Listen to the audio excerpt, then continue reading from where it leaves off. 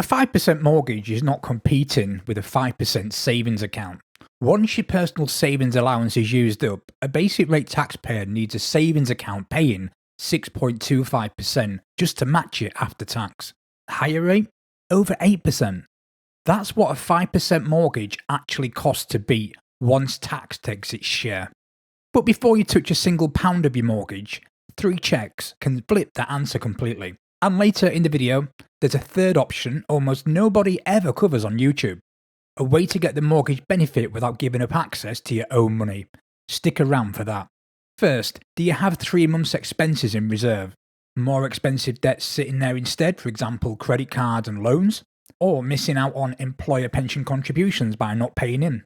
Any of those are yes, sort that first. The mortgage can wait. Hi guys, and welcome back to Money Under the Microscope, helping you to make finance clear. Here's the mechanic. A repayment mortgage charges interest on whatever you still owe, and that gets recalculated as the balance falls. Every pound you take off early stops earning interest for the rest of the term. That's why overpaying gives you a certain interest saving at whatever rate currently applies. Not a guaranteed return like an investment, a cost avoided. MoneyHelper's own example on a £250,000 mortgage at 5%, with 25 years left, a £5,000 lump sum saves £11,970 in interest, and clears the mortgage 11 months early as well. One catch, many mortgage deals let you overpay a percentage each year without a charge, often around 10%, though some lenders allow more. NatWest, for example, currently allows up to 20% on relevant deals. So check your own mortgage offer before you overpay anything. Now, the tax aside, this is where most content gets sloppy. A fixed rate bond locks in its rate for the term. An easy access account can move at any time. Investments are a different decision, more risk, longer timeline, not for this video. The honest comparison is after tax. Inside an ISA, interest is completely tax-free. You can save up to £20,000 a year, and none of that interest touches your personal savings allowance elsewhere. Outside an ISA, you can get a tax-free chunk first, and that's called a personal savings allowance, which is £1,000 if you're a basic rate taxpayer, £500 if you're a higher rate, and unfortunately nothing if you're an additional rate taxpayer.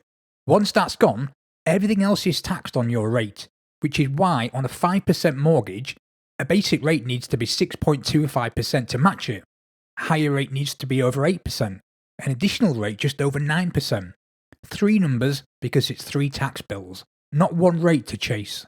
But here's the part almost nobody mentions. The same overpayment at the same rate can be worth nearly 4 times more, depending only on when you make it. Just a quick one guys, Money Under the Microscope is a brand new channel. It's just me and a microphone, and my aim is to help you make sense of finance and money.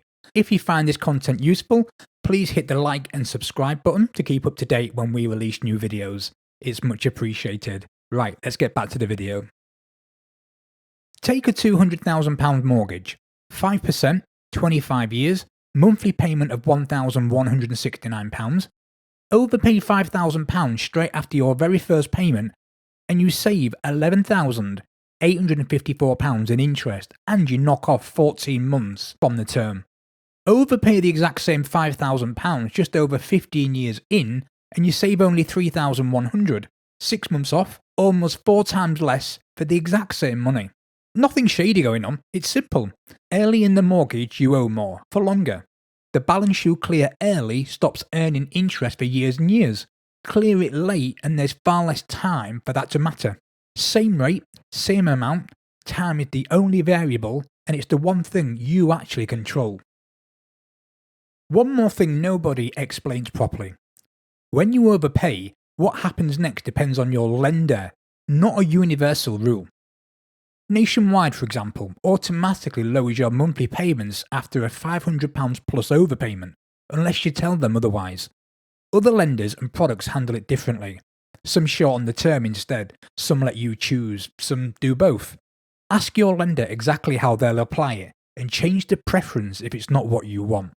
And with a standard mortgage, assume you can't take that money back out again, unless your deal specifically has a borrow back, reserve, or flexible option. Some do. Check before you assume either way. So, Simple version, tying back to where we started. Once the basics are covered, for example, mortgage rate beats your after-tax savings rate, then overpaying looks more attractive. On the same token, if savings rate beats your mortgage rate, or you value keeping access, saving might suit you better. There's rarely one right answer for everyone. Right, the option I promised. An offset mortgage links a savings account to your mortgage. Say you owe £200,000 and keep £10,000 in a linked account. You're only charged interest on £190,000. Your money stays yours. Draw it back whenever you actually need it. And because you're not earning separate interest on it, there's no savings interest to tax. Genuinely useful if your personal savings allowance is small or you've already used it. It's not automatically better than overpaying or saving outright. Offset deals are a smaller part of the market, often with a slightly higher rate and fewer options to choose from. But it's a real third option, and your savings do double duty without losing access to them. So, know your after-tax numbers, check the basics first, and understand your own lender's rules. And remember, offsetting exists. That's it for this one on Money Under the Microscope. If this has helped, please do hit the like button, share with a friend, and don't forget to subscribe, and we'll see you on the next one.